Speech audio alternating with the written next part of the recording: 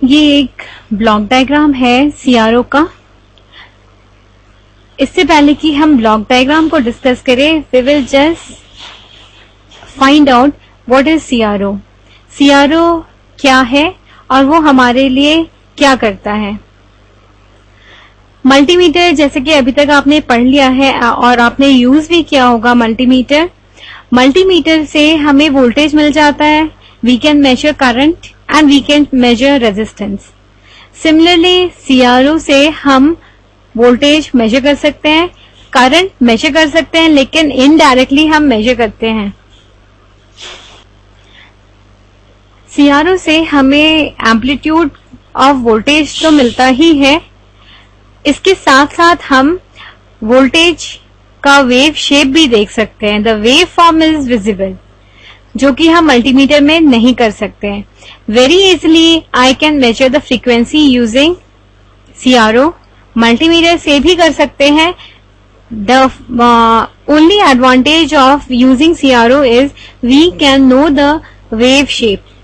हमें शेप का पूरा पता चल जाता है। फेज डिफरेंस भी हम मेजर कर सकते हैं using CRO. CRO the full form is cathode ray oscilloscope. कोई भी सर्किट आपने बनाया है, उसको टेस्ट करने के लिए वो किस इनपुट से आपको किस तरह का आउटपुट देता है, वो देखने के लिए एक सीआरओ की बहुत ज्यादा जरूरत होती है। It is a very useful instrument in electronics. CRO का वर्किंग बिल्कुल एक टीवी के जैसा है। यहाँ पे जैसे आपको दिख रहा है, दिस इज दी सीआरटी। ये एक सीआरटी है, ये पूरा एक सीआरटी है। CRT is the heart of CRO. This is the heart of CRO. यहां से इलेक्ट्रॉन्स निकलता है, दिस इज इलेक्ट्रॉन गन। ये आप समझ लीजिए कि एक इलेक्ट्रॉन का खजाना है, यहाँ पे बहुत सारे इलेक्ट्रॉन्स मौजूद हैं। नाउ जो प्लेट आपको यहाँ दिख रहा है, वर्टिकल प्लेट और हॉरिजॉन्टल प्लेट, इसी की वजह से एक बीम, ये जो दिख रहा है आपको, दिस इज इलेक्ट्रॉन बीम। ये बीम को शेप इन्हीं प्लेट्स की वजह से मिलता है। ये वाला plate, this is deciding the vertical shape. Vertically ये मूव कैसा करे बीम, वो डिसाइड करता है। और ये वाला हॉरिजॉन्टल प्लेट है। हॉरिजॉन्टल प्लेट का इनपुट हमेशा एक टाइम बेस होगा और ये एक्स एक्सिस में, सपोज अगर मैं यहाँ पे आपको समझाती हूँ, this is a CRO screen.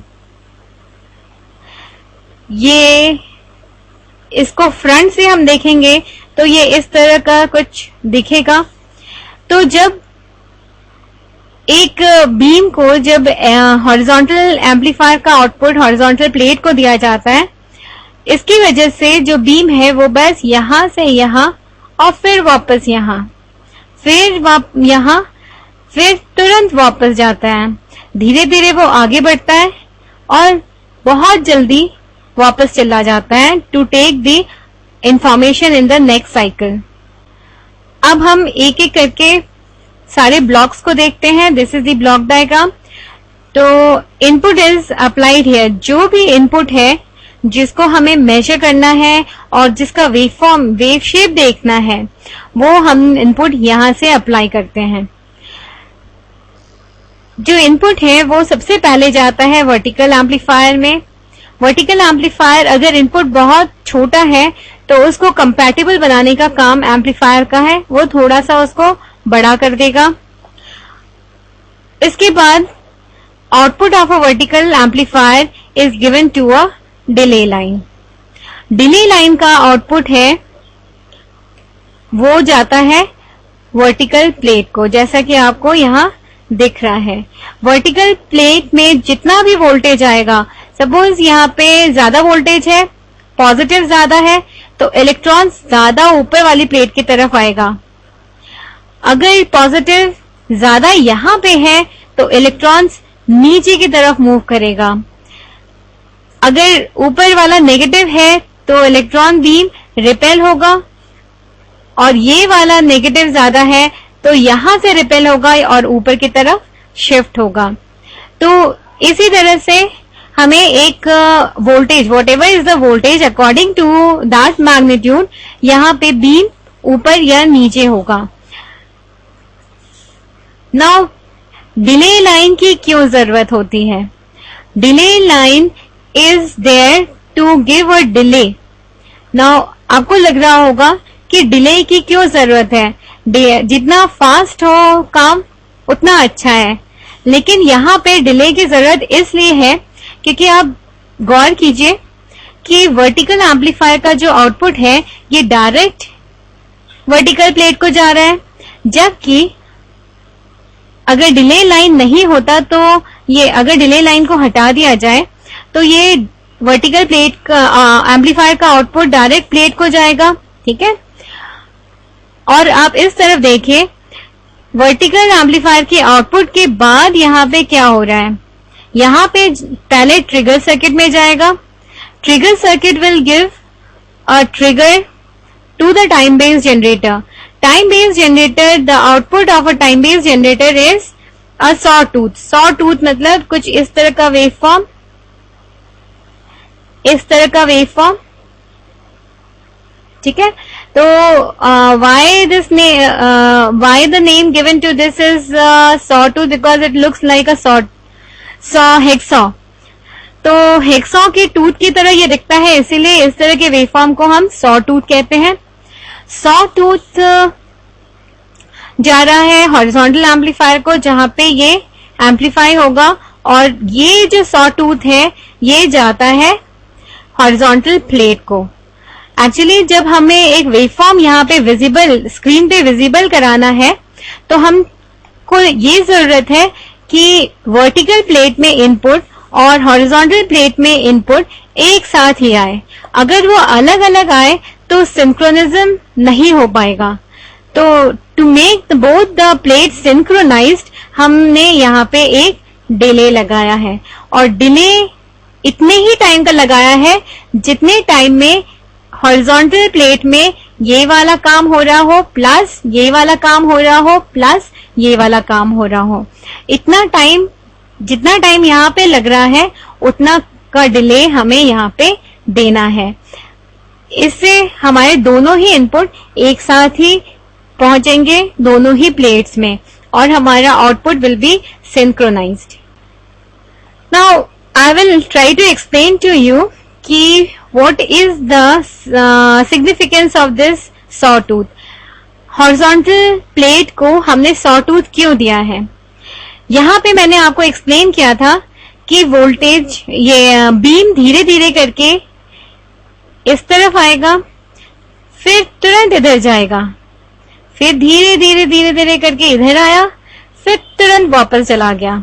It is only because of sawtooth। आप देखिए यहाँ पे वोल्टेज धीरे धीरे बढ़ रहा है और तुरंत नीचे चला जा रहा है, फिर धीरे धीरे बढ़ रहा है, फिर तुरंत नीचे चला जा रहा है।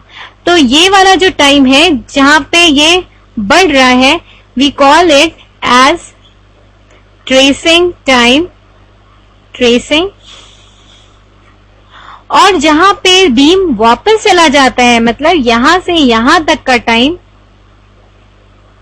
Is known as retracing time। retracing time, tracing time ज्यादा रखा गया है और retracing टाइम कम रखा गया है। ये इसलिए किया गया है ताकि कोई इंफॉर्मेशन छूट ना जाए। Now electron gun, I told you it is sending beam of electrons. यहाँ पे वर्टिकल प्लेट है। Now I think you have understood what is vertical plate, और यहाँ का जो वोल्टेज है उसकी वजह से ये बीम, यहाँ का बीम का मूवमेंट होगा। Now horizontal plate का movement is because of only time base. ये screen, this is the actual screen जहां पे मुझे वेवफॉर्म विजिबल होगा। Now the property of this screen is, it is phosphorescence property। The material which is having this property, उसमें क्या होता है, kinetic energy is converted into light energy. यहाँ पे जो बीम है वो बहुत ही फास्ट स्क्रीन को स्ट्राइक करेगी। जितना ज्यादा फास्ट वो स्क्रीन को स्ट्राइक करेगी उतना ही अच्छा मुझे लुमिनेंस मिलेगा। Light energy will be converted from this kinetic energy in the screen. Now these are the power supplies. High voltage supply will be given to CRT. CRT को हम high voltage supply देंगे और low voltage supply is given to all the circuits like vertical amplifier, delay line, trigger circuit, time based generator and horizontal amplifier.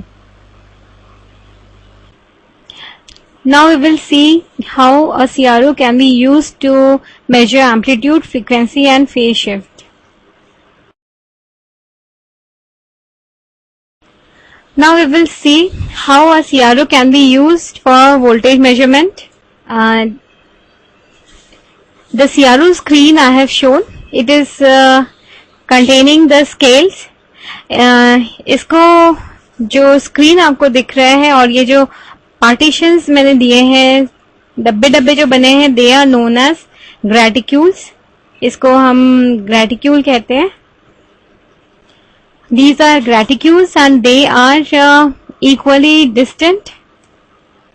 Now I will make a waveform और उसका voltage कैसे major करना है और current कैसे frequency कैसे major करना है वो हम देखेंगे। सपोज इस तरह का वेवफॉर्म मुझे सीआरओ पे दिख रहा है, तो इससे मैं वोल्टेज कैसे मेजर करूंगी, that we will see now.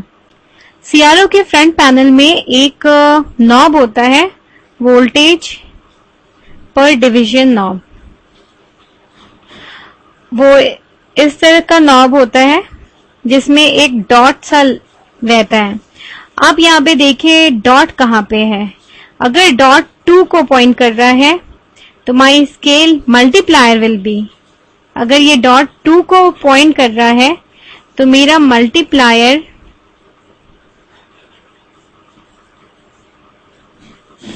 2 होगा। माई मल्टीप्लायर विल बी 2। अब हम देखते हैं कि विद दीज इंफॉर्मेशन मुझे वोल्टेज कैसे मिलेगा। आपको एक रेफरेंस सेलेक्ट करना होगा। I select this is my reference. अब इसके ऊपर आप देखिए कितने डिविजन्स हुए हैं। इसके ऊपर आप देखिए ये फर्स्ट डिवीजन है और ये सेकंड डिवीजन है। तो एक डिवीजन 1 into 2 रिप्रेजेंट करेगा, that means 2 volt. Why 2? Because my multiplier is 2. Multiplier change करेंगे तो वोल्टेज पर डिवीजन चेंज हो जाएगा। तो इन दिस केस जहां पे मेरा मल्टीप्लायर 2 है तो 1 डिवीजन विल बी 2 वोल्ट और यहाँ पे है 2 डिवीजन, दैट मीन्स मेरा voltage will be 2 into 2, that means 4 volt.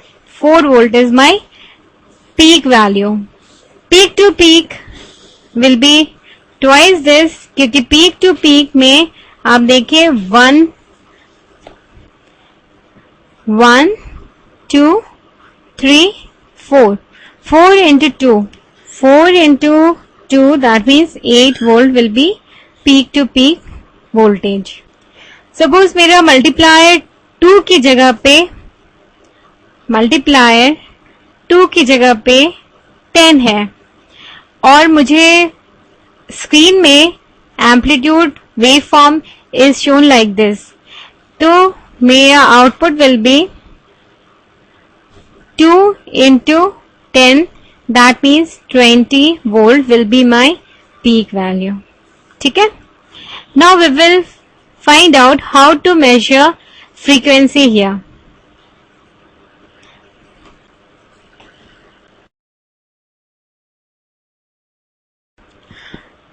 अब देखते हैं कि एक सीआरओ से फ्रीक्वेंसी मेजरमेंट कैसे होता है। यहाँ पे एक स्क्रीन लिया है हमने जहां पे वेवफॉर्म इज शोन और इस तरह से वेवफॉर्म दिख रहा है। फ्रंट पैनल ऑफ सीआरओ में एक नॉब होता है टाइम पर डिवीजन।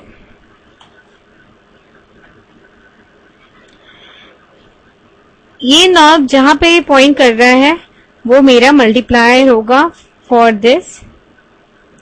अगर ये सपोज ये 0.1 मिली सेकेंड को सेकेंड में पॉइंट कर रहा है तो मेरा मल्टीप्लायर हो जाएगा 0.1 millisecond. Now we will find out frequency. तो सीआरओ से हम डायरेक्ट फ्रीक्वेंसी नहीं मेजर कर सकते, हमें टाइम पीरियड मेजर करना होगा। अब आप देखिए यहां से साइकिल शुरू हो रहा है एंड साइकिल एक कंप्लीट साइकिल, ये पूरी साइकिल पॉजिटिव, फिर यहां से आप देखिए नेगेटिव, यहां से लेकर के यहां पे एक कंप्लीट साइकिल पूरी होती है। फिर से बताती हूँ कि one complete cycle is starting from here and ending here. Now we will find out how many divisions are there. This is the first division, second division, third, fourth and fifth. So my time period T will be 5 into 0.1 millisecond. So time will be equal to 0.5 millisecond. Now I want to calculate frequency. Frequency, as I know that it is 1 upon time, which is equal to 1 upon 0.5 millisecond, which is equal to 2 kilohertz. So this is how we can measure frequency using CRO.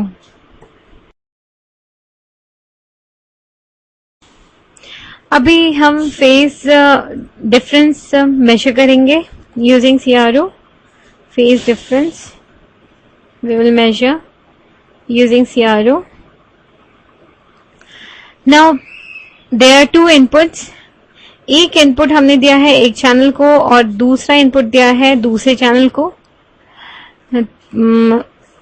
Now waveform इस तरह से हमें visible होगा screen में। अब ये वाला point और ये वाला point there is a phase difference.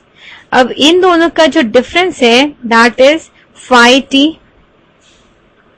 This is phi t. This is the difference between both the phases.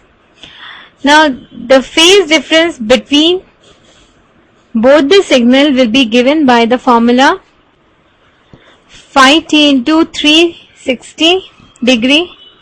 This is 360 degree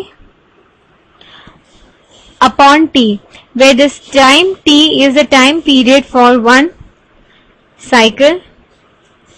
ये time period यहां से यहां तक का, जैसे कि 1 2 3 4 4.5 4.5 into the टाइम पर डिवीजन में जो मल्टीप्लायर होगा we have to multiply it और मुझे ये टाइम मिल जाएगा, कैपिटल टी मिल जाएगा। Now using this we can calculate the phase difference between the two signal. ये जो मेथड हम यूज कर रहे हैं, ये वाला जो मेथड है एप्लीकेबल तभी है, this method is applicable when the frequency of both the signal is equal. अगर फ्रीक्वेंसी भी वैरी हो रहा है तो this method is not applicable.